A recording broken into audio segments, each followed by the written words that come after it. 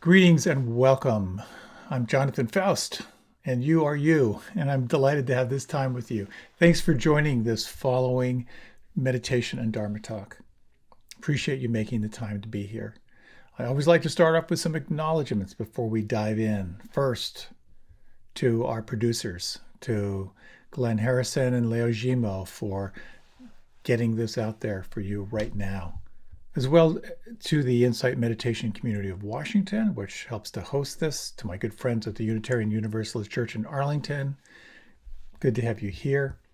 And not least, to thank our mindful movement teacher for today, Rita Moran, and to Ray Manioki, who offers mindful dialogue after this session. The whole Monday night experience, if you are so interested, at 6:30 Eastern Standard Time, you can join Rita for Mindful Movement. It's a wonderful way to end the day, prepare yourself for meditation and a talk. And then after the talk, you can join Ray for Mindful Dialogue.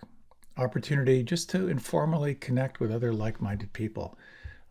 Share about the talk, share about your practice. Really nice way to connect.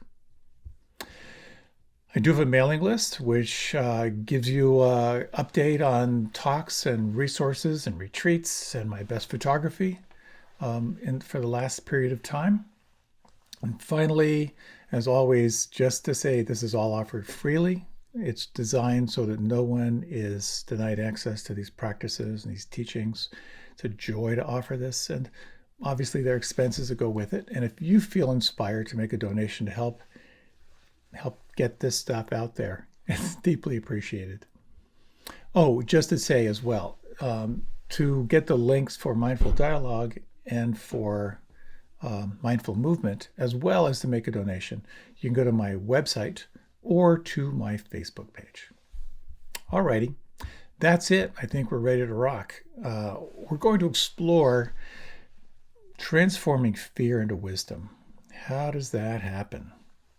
Well, it's a lot to explore here, but one of the ways is to bring in a very deep sense of what we could call the witness, your capacity to observe without judgment. So in the following meditation, we're going to explore a little bit around cultivating this sense of the observer, this objective observer, what some traditions refer to as taking the seat of the witness.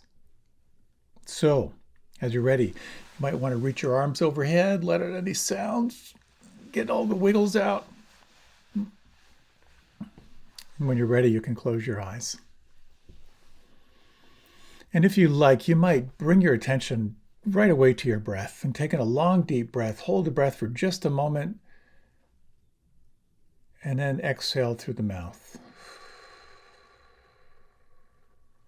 Inhale, hold the breath. Hold and exhale. And once again, a nice full deep inhalation. Hold the breath for just a moment at the top of the in-breath. And as you exhale, just sense what could relax or soften or let go. And you might just sense with the eyes closed this drawing inward of awareness.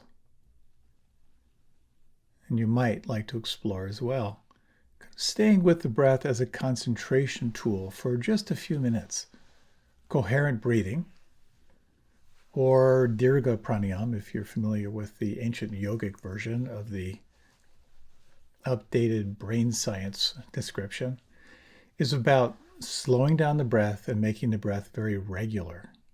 So you might like to explore on the next in-breath, breathing in to the count of 4 or 5.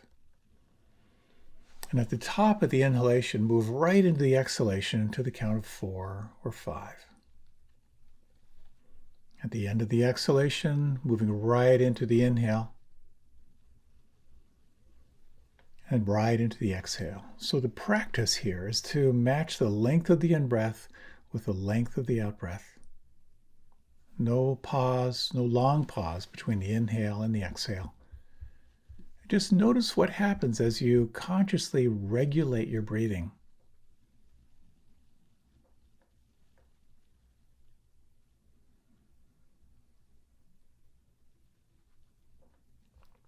And you might explore If you begin to feel a deepening sense of relaxation,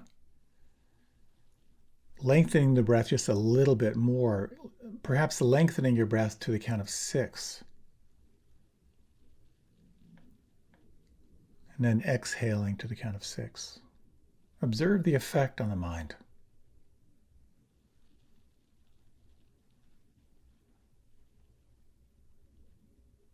And over the next 3 rounds of breath, how much more intimately can you feel the breath on the inside?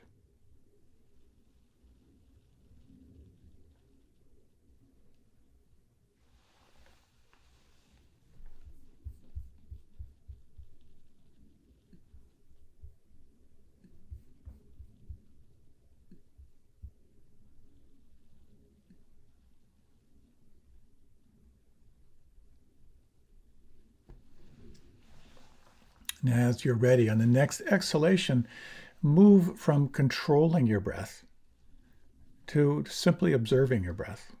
Let the breath be free-flowing and effortless. And observe as well any imprint, any awareness of the impact of this technique. Perhaps a little more present, a little more relaxed. At the same time, maybe a little more alert.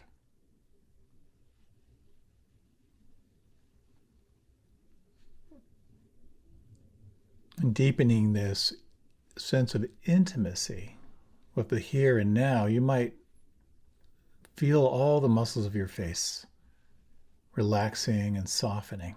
Feel your face becoming expressionless.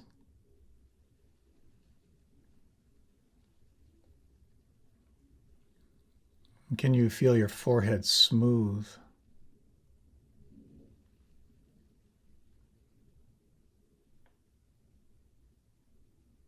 Perhaps a softening around the muscles of the eyes.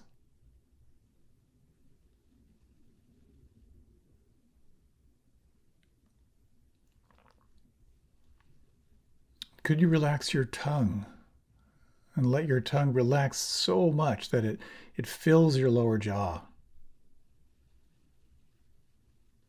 And feel the space inside the mouth, the space inside the throat.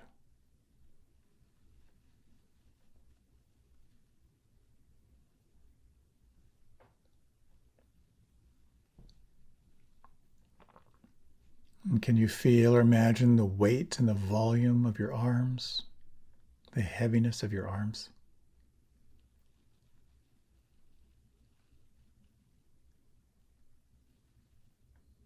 Is it possible to feel or imagine the space inside your thumbs?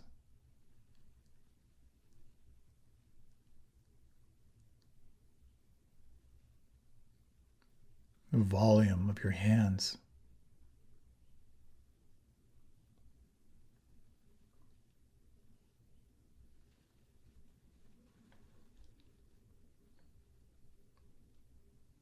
And if you bring your attention now to the space between your navel and your spine, is it possible to relax or soften?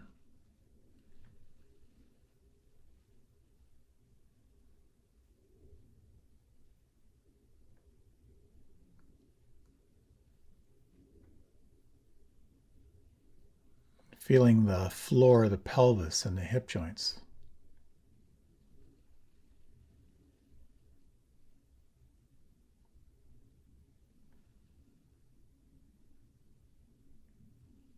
And sensing now the weight, the volume, the length of your legs.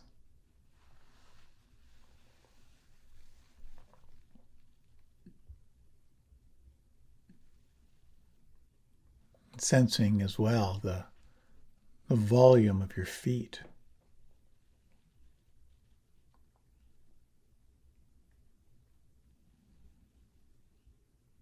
And you might inquire, what could relax right now on the inside?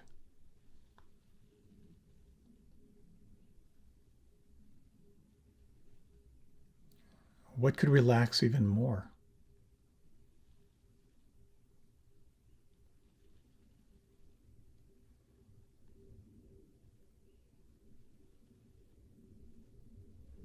very gently now guiding your attention toward an anchor of your choosing. One anchor for your attention could be the breath, where you feel the breath the most predominant right now, or the breath at the nostrils or the belly. You might elect to use the anchor of sounds, the real-time sound vibrations as they're happening right now.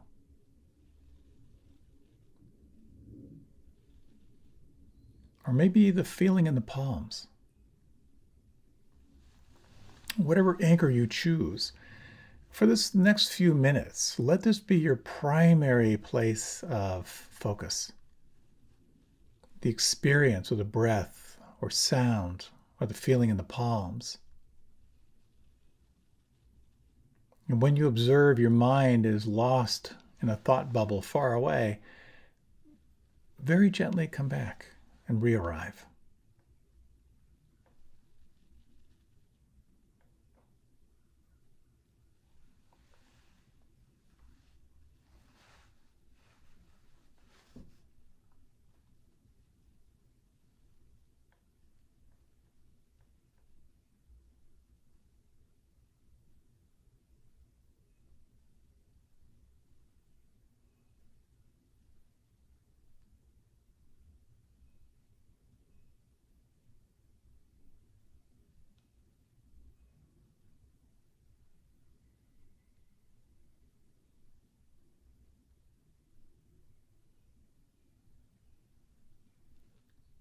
As many times as your mind may wander, that many times you can notice. And very gently, with great kindness, invite your attention back to this breath, these sounds, this felt sense.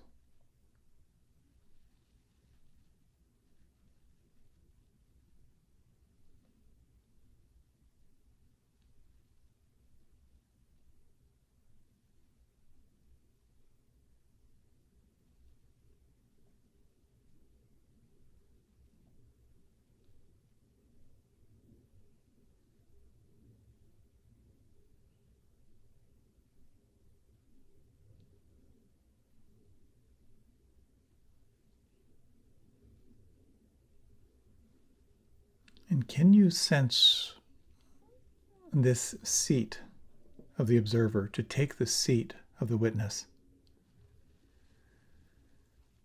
And you might broaden your attention now to notice what's changing.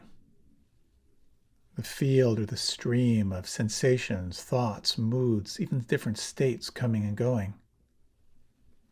And the sense of the witness like a mountain, present in the midst of change, letting things be just as they are.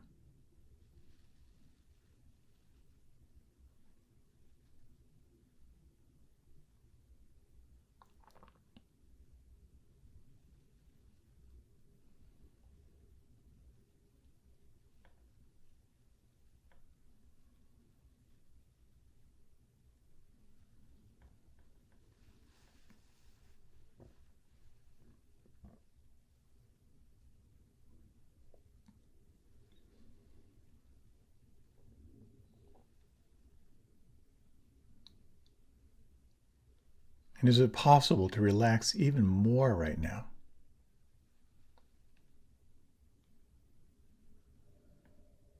And is it possible at the same time to sharpen your attention to what's changing? And to let things be?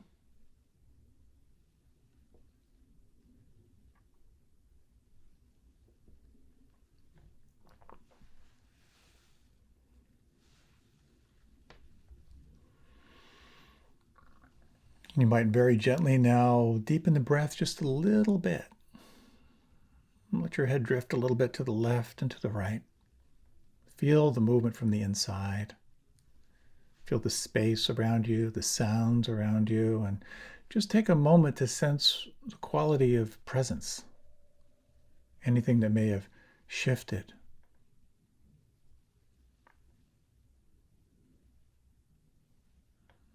And as you're ready, let your body begin to move and stretch.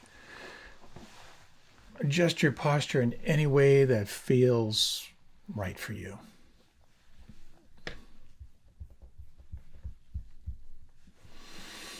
And again, you might reach your arms up overhead, let out any sounds.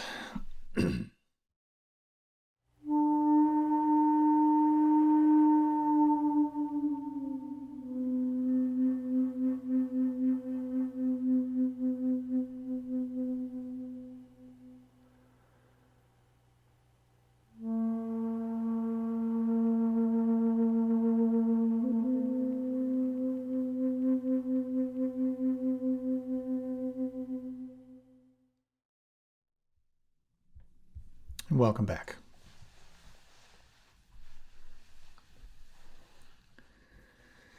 The story I'd like to start off with is a little gruesome, just a little warning. And also, this story is kind of the punchline of the whole talk. So you might get everything you want to get out of the story and then you can sign off, because it's around this whole theme of investigating fear and investigating how fear can transform into wisdom. And it's a story that is told by one of the founders of what we could consider insight meditation in the West, of Ajahn Chah, who's kind of the root teacher for so many of the kind of the founding Western Buddhist teachers. One of the most kind of classic and challenging practices is to meditate in the charnel grounds where they are burning bodies. And part of the practice here is you sit and you watch not only the decomposition of the body, but you watch the body in flames being reduced to ash. And that becomes, as part of the meditation, it's this incredibly in-your-face meditation on impermanence. And as you can imagine, it takes a fair bit of resilience and focus and desire and sincerity to engage into a practice like that, to actually sit and meditate surrounded by bodies being cremated. So Ajahn Chah took on this practice, and as best I understand the story,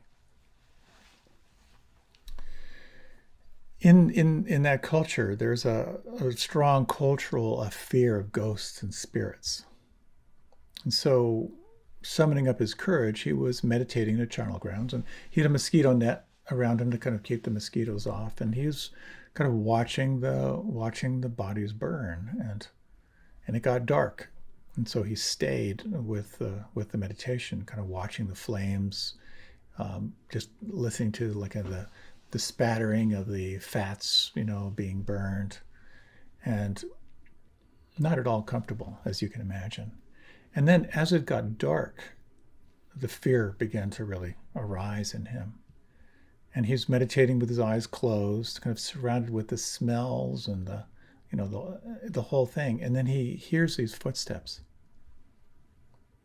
And he's very sensitive with his eyes closed, and they're not human. And it's not the footstep of a dog. It's not the footstep of a water buffalo. It's this kind of like inhuman, inanimate footsteps. And they're kind of walking behind him, and he is filled with terror. The footsteps receded. He kind of comes back to his practice. Again, surrounded by the stench of burning bodies, and he's sort of saying to himself, "You'll be okay," And then, after about half an hour, the footsteps kind of returned, and he was with his eyes closed. And the footsteps circled his net and paused in front of him. And as he described the terror that arose in him, he said, "I forgot about the Buddha, I forgot about the Dharma, I forgot about the Sangha, I forgot about the practices." And he said that the fear filled him like a jar filled to the top with water. That's such a an amazing description. There's no room for anything else. It's just total panic and total fear. And at the same time, he resolves not to open his eyes. And something in him said, I will die before I run. So you get the picture. Abject terror, surrounded by burning bodies, the stench of death, this presence in front of him that's not human, not animal. And he's sitting with it. And he asks himself, what am I actually afraid of? And the word comes quickly, death. And then another thought arises where he thinks, well, what is this thing, death? And here's how he describes it. What arose for him was, if death is within you, then where are you going to run to escape it? If you run away, you die. If you stay here, you die. Wherever you go, it goes with you because death lies within you. There's nowhere you can run to. Whether you are afraid or not, you die just the same. There's nowhere to escape death.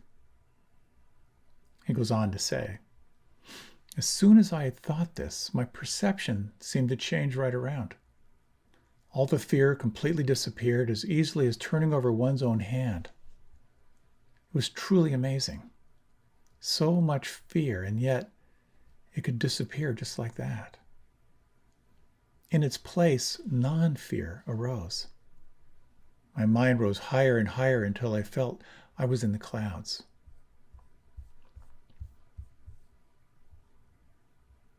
So herein lies some powerful teachings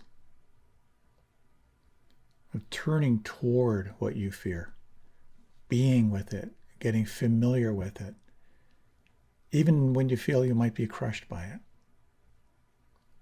And I need to say here that this practice is not about muscling through trauma, but instead, when you feel fear, there are many skillful ways that can allow you to turn toward it and be in this inquiry around fear. What I'd like to talk about, as always, kind of in 4 parts, if I can get to them. First part is the unconscious mantra that runs in the background of all of us. That unconscious mantra is, don't die, don't die, don't die. Second, some thoughts on the distinction between your biography and biology when it comes to working with fear. Third, the art of seeing clearly. And part 4, what it means to practice wholehearted cooperation with reality. I love that phrase. Practicing wholehearted cooperation with reality. So we have this unconscious bias toward life, and fear is inevitably part of it. Jerry Seinfeld shared this. He said, according to most studies, people's number 1 fear is public speaking. Number 2 is death. Death is number 2. Does that sound right? This means to the average person, if you go to a funeral, you're better off in the casket than doing the eulogy. And it really is interesting how we are run by fear. Now, the interesting thing is, when you kind of look at Buddhist psychology, it really speaks of how the whole world turns on desire. And what's interesting about that is your life is generated out of desire. It's generated for things, generated for love, for connection, for safety, for wealth, for success, for all the good stuff. But it's also the desire for things not to be there, for there not to be sickness, for there not to be old age, for there not to be root canals, on and on and on. And when you look at how fear as an operating system shuts us down, one of the most primary examples I can think of is the book 1984. The main character, Winston Smith, had one irrational fear. O'Brien, who's kind of the authority, says to him this. He says, in your case, the worst thing in the world happens to be rats. A sort of premonitory tremor, a fear he was not certain what, had passed through Winston as soon as he caught his first glimpse of the cage. And for him, fear in the form of rats was the authoritarian government's tool in controlling him and destroying his sense of self. Our sense of freedom, our capacity to feel happy and joyous, is in direct relationship to our relationship to fear and how much that fear is running the show. And of course, we all carry existential fear. It's baked into your nervous system. And it brings up three essential characters of mind, sometimes referred to as the three poisons through Buddhist psychology. When you are afflicted by one of these poisons of the mind, if you will, they completely occlude clear seeing. They make it impossible to move beyond the mind into higher states of consciousness. The first one, classically, is greed. It's a never-ending quest for more. It's a never-ending quest for something different than what's happening. It's the hungry ghost, that ghost inside that cannot be satiated through external stimulation. It's the wanting mind. And the second is hatred. It's the pushing away. It's fear. It's judgment. It's blame. It's ill will.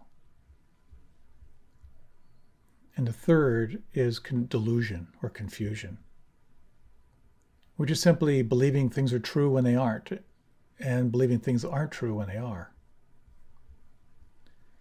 And when any different flavor or any different quality of fear arises, our mind is very easy manipulated.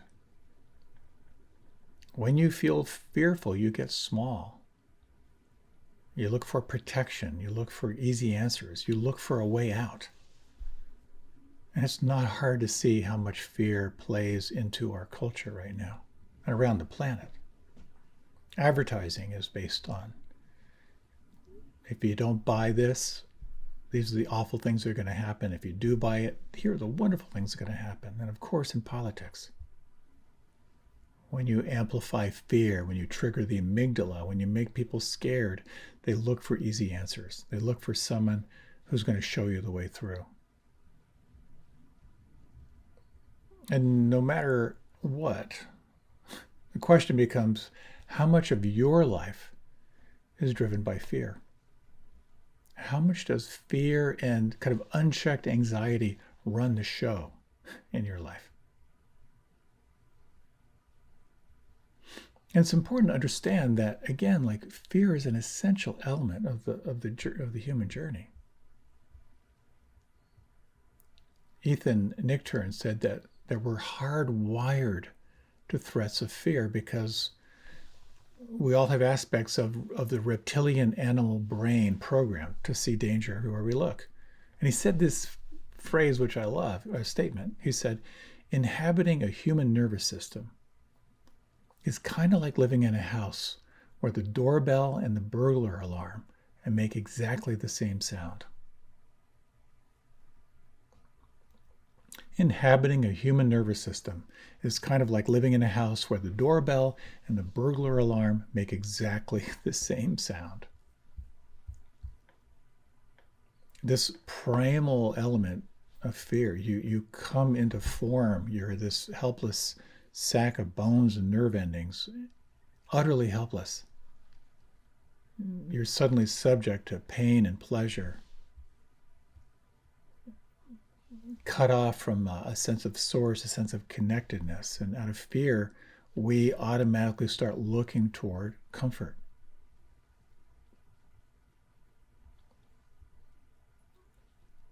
our relationship to fear, of course, has been a topic of exploration for a long time. That's the essential element of spiritual practice and philosophy. I think it was Hegel who said that everything you do is designed to soothe your anxiety. And that's an interesting exploration, an interesting observation. Everything you do is designed to soothe your anxiety. And what happens, of course, in an unexamined life, you are doomed to play out all of your conditioning around fear.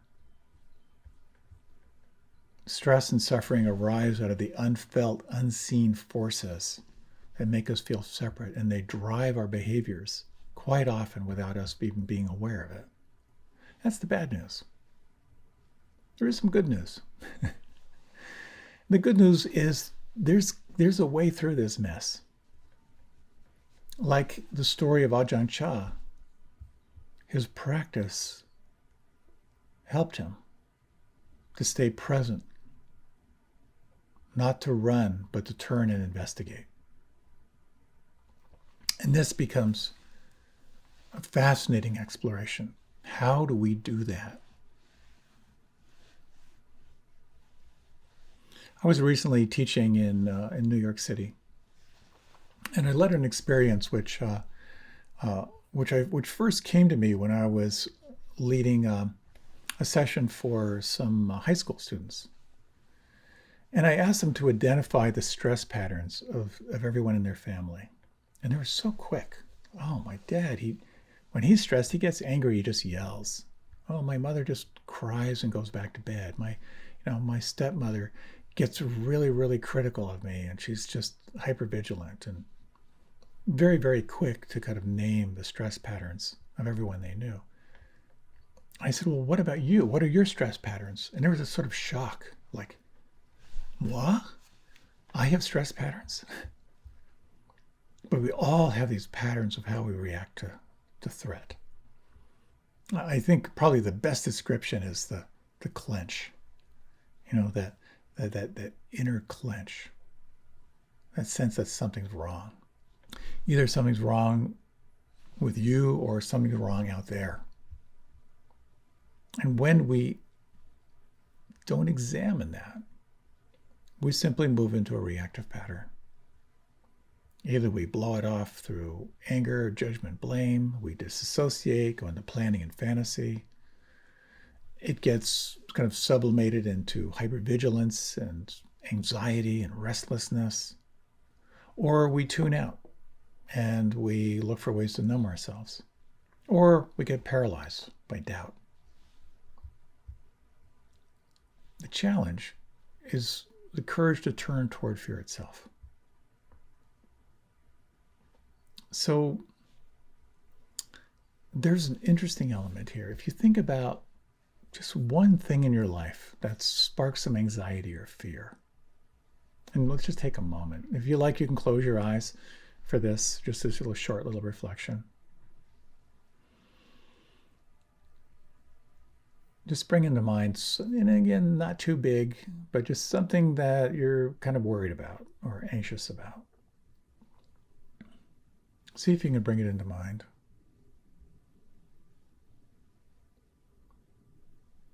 And you might explore just to bring it a little bit closer. Can you visualize it? Can you create an image of what it's like? A still image or a moving image? Or are there any words or tone of voice you associate with this?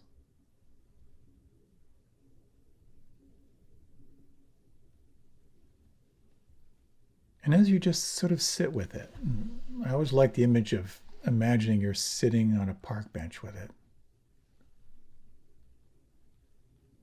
There are two elements that become very interesting when you investigate fear or anxiety.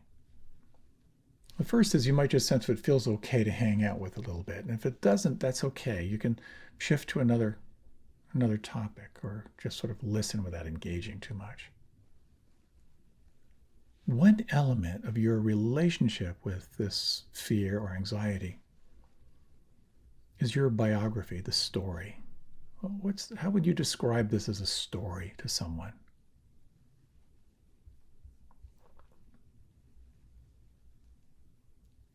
So the biography is the story, is how we hold it conceptually. And relationship to the biography is the biology. How does it live inside? And you might take a moment and just sense when you think about this issue in your life, can you locate where you feel it? What do you notice? What do you feel? Again, you might inquire whether it feels okay to be with it. And can you, for just a few moments, make direct contact with the feeling inside? And just let it know you see it.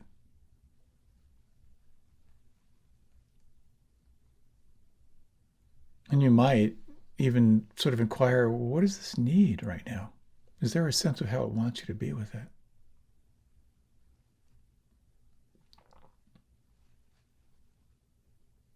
If you were to offer a little bit of kindness or compassion, how does it move or shift or change? And if you'd like, if your eyes were closed, you can open your eyes. Turning toward and getting familiar with that which cultivates anxiety or fears, part of this journey. So a story here. When I was about 5 or 6, I grew up on a farm in southeastern Pennsylvania. Standing standing in the grass behind the farmhouse, and I just happened to look down, and I saw a big snake that was just going around, kind of through, like between my feet. I freaked.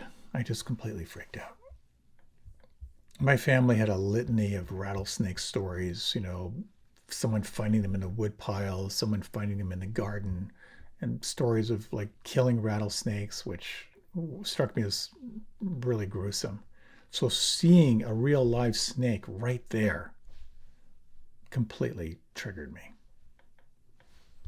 And for a long time, I wouldn't go outside. And even then, when I would go outside, I was really, really careful, always looking around. So it made an impression on my nervous system and my mind. And while it faded over the years, I still had this residual fear of snakes. They just kind of creeped me out. Whenever I would see someone like holding a snake, I could not imagine. First, I'd take a lot of distance, but I could not imagine holding a snake. So fast forward a couple of years, I was in high school, whitewater canoeing. And I was in northern Pennsylvania, where we had a family farm, old family farm. And I was balancing a 16-foot aluminum canoe on my shoulders and working my way down this rocky embankment. It was about between 30 and 50 feet from the road, this dirt road, down this big rocky embankment, down toward the water just above these rapids. And I had to really be careful watching my balance, hopping from rock to rock as I was making my way. And it took quite a while to get down. And just about when I was just by the water, I kind of kicked over a big rock, and a rattlesnake curled up and started rattling. And honestly, the next thing I remember was at the top of the hill next to the pickup truck, breathing hard. I have no recall how I got from the bottom of that 30 to 50 foot rocky embankment up to the truck. Pure adrenaline, fear, survival strategy. So, of course, as you can imagine, I was grateful to have survived that, but it only intensified my fear. And that's a very interesting thing. What they say, what you resist persists. So a little bit later in college, I was in southeastern Utah climbing, and I was kind of climbing up a sandstone seam. There were 3 of us. I was the third person. And as I'm climbing up the seam, I couldn't see it, but a rattlesnake was right by my foot. It rattled. And I stopped. And I called up to my friends who were, 20, 30 feet straight up above me. And I said, there's a rattler here by my foot. And so they stopped, and I said, let me just wait. And I waited about, 5 to 10 minutes. Felt like an eternity. I thought, okay. And I wiggled my toes. Rattled again. Second warning. And the interesting thing is with fear, how you can get very, very calm. And I actually got quite calm. We waited maybe another 10 minutes. And I got out of that situation because a big, strong friend of mine kind of came down on the seam to my right, took me by the hand, and I swung away from the cliff. My fear didn't go away. And then something else happened. Fast forward a couple more years. I'm in the Peace Corps. I'm biking around Europe. And I met and I stayed with a wonderful person who worked at the Swiss Tropical Institute, which is now the Swiss Tropical and Public Health Institute. And I went into work with her, and Hannah introduced me to the fellow who's in charge of all the poisonous amphibians on the planet. It's wild. And he was very engaging, and he was on call 24 hours a day. He had a beeper, and he would take calls from around the world, and people would describe the snake bite they saw, and then he would identify the next steps and how to get the venom to them. Yeah. So he invited me to this room that had a representative of every poisonous amphibian on the planet. Borderline panic. I mean, I was trying to be pleasant and nodding and smiling, and I could just feel just the sweat rising and pouring off. And I thought, okay, I can be with this. They're behind glass. They're behind glass, except for one poisonous toad that was hopping around that I kept my eye on. And then, in a gesture which I'm sure he had done many, many times before, he went around the room tapping on all the glass. And then suddenly, the hooded cobras are up and are weaving side to side. The rattlers are rattling. The mambas are doing their mamba thing. The poisonous toads are hopping around. And it was all behind glass. And I was breathing and watching my body recoil and reminding myself they're behind glass. And I began to feel something shift a little bit. I realized, even though I was freaking out on one level, there's another part of my brain saying, you're safe. You can be with this. And sometimes, and you may find when you are not under threat, in your meditation practice or in a moment of well-being, you may get this sense of what some traditions call taking the seat of the witness. And I love that line. When you take the seat of the witness, you are aware without judgment. There is no desire to make the moment any different than how it is. You're simply seeing what is. It's like film on a camera. It's just recording reality. You can observe without judgment. And sometimes you can begin to watch the internal mechanism of how sensation arises. Sensation turns into a feeling tone of pleasant, unpleasant, neutral. How a thought arises from there, a belief, a habit, character, all that arrives out of the moment. And I had a glimpse of that in that experience of being surrounded by every poisonous amphibian on the planet, where I could watch the phenomena of fear arise. Not that I was completely through it, but I noticed that when I live in the woods, I spend a lot of time on the Potomac River, and I see a lot of snakes. And I always feel, a certain clench, a certain eek. But I'm also aware of the power of exposure therapy. Exposure therapy essentially is when you feel fear, you just move in and just taste a little bit of it. Like in classic exposure therapy, if you're afraid of snakes, you'd be talking with the therapist and you'd start talking about snakes and you'd feel the panic arise and you'd sort of talk about it and you begin to realize, okay, I rode that wave of anxiety and I'm still here. And then the therapist, maybe in the next session, might say, would you like to look at I have a book here of different snakes. Would you want to take a look?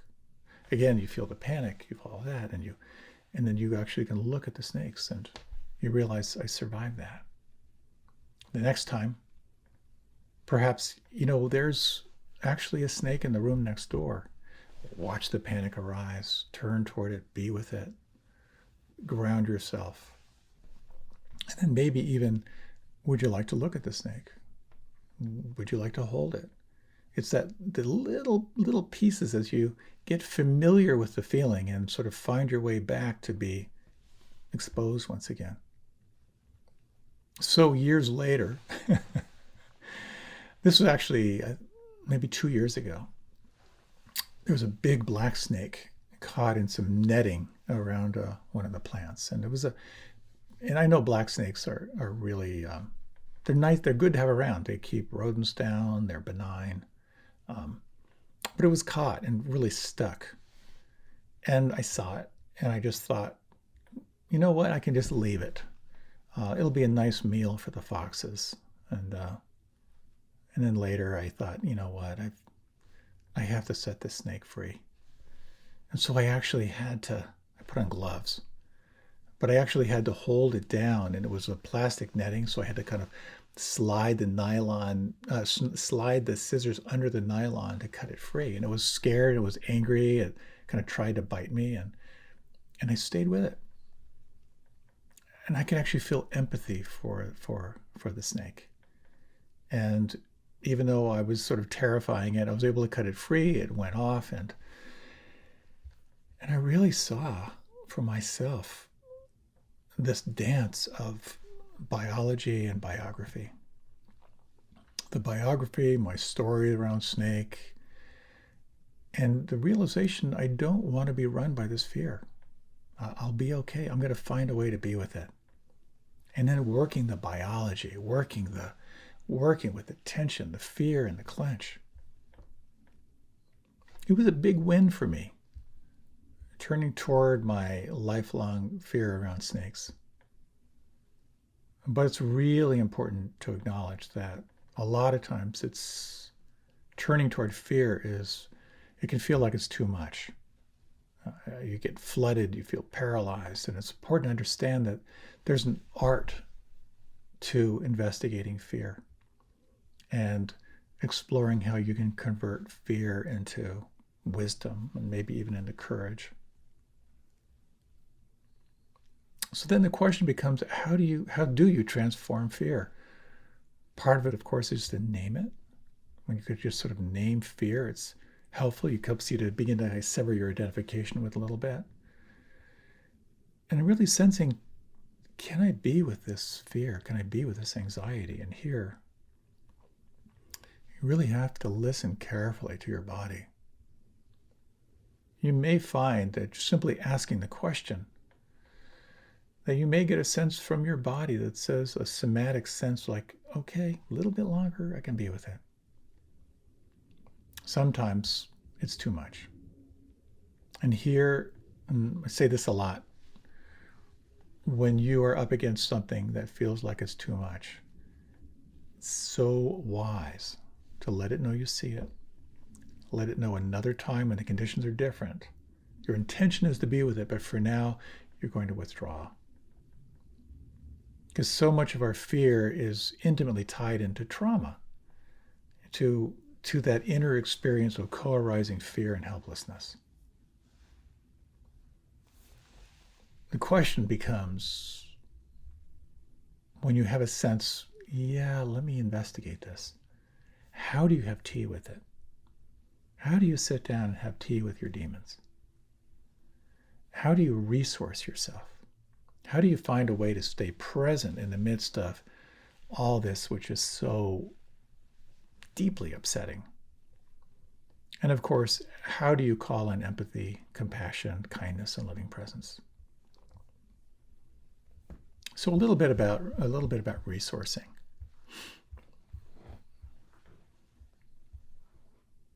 I was recently in New York City. I was teaching for 2 days and staying with a good friend who's he's a real athlete, and one of the investments he made into his health was creating a cold dip. And you may have heard about cold water therapy. And what he did is he took a chest freezer and converted it into a cold dip. So of course I was invited slash shamed into trying it.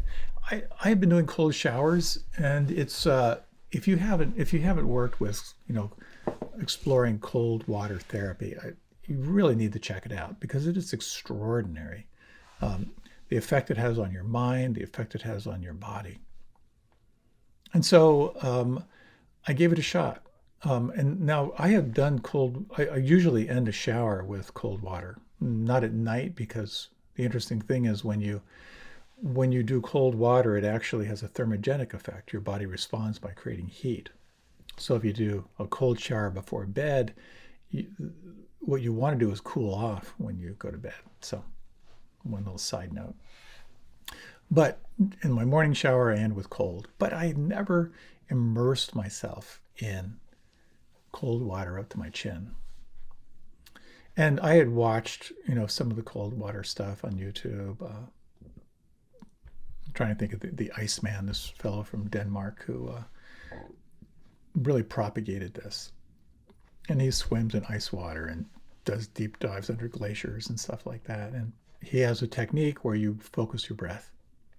And you do a breath that's very, very deep. It's not quite hyperventilation, but you're really activating your body. And then you focus your gaze and you do your breath. So I'm immersing in cold water and very, very focused breath that helped me to stay with it. And I actually like many people, getting through the first minute is the most important thing. And right about a minute, my body was like, that's okay. I'll come back and try this again.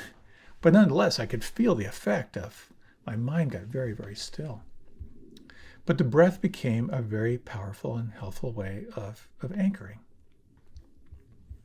One of those mornings, I had to follow my friend into Manhattan from northern New Jersey. We were kind of going different ways after my session, and I was going to be driving home. So I didn't know where we were going, but we were heading toward the tip of Manhattan. And my friend he's a New York City driver. And you can translate that for yourself, but it's you have to be aggressive to get by in Manhattan. And I think at times he may have forgotten I was behind him. So I was bombing through yellow lights and trying to keep up with him. And I realized I'm getting really anxious. And so I thought, box breathing. If you're not familiar with box breathing, it's a yogic style of breathing, which is actually taught to snipers in the armed services. When you're surrounded by chaos and your job is to be deeply, deeply, minutely focused, this technique becomes very, very powerful. And essentially, you're breathing in 4 parts. You breathe into the count of 4, you hold for the count of 4, you exhale for the count of 4, and you hold the breath out for the count of 4. And you might want to try it. Let's just try it for 1 minute. Take a long, deep breath in. Exhale fully. Breathe in to the count of 4, 2, 3, 4. Hold for the count of 4, 2, 3, 4. Exhale to the count of 4, 2, 3, 4. Hold the breath out. 2, 3, 4. One more. Inhale. 2, 3, 4. Hold. 2, 3, 4. Exhale. 2, 3, 4. Hold the breath out. 2, 3, 4.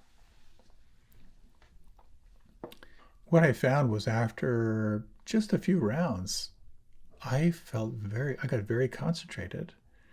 And because I was focusing on my breath, I was more aware of sensations. And I was able to, the whole experience improved dramatically. So I mentioned that technique simply as one technique for resourcing, bringing yourself fully present in the midst of challenge.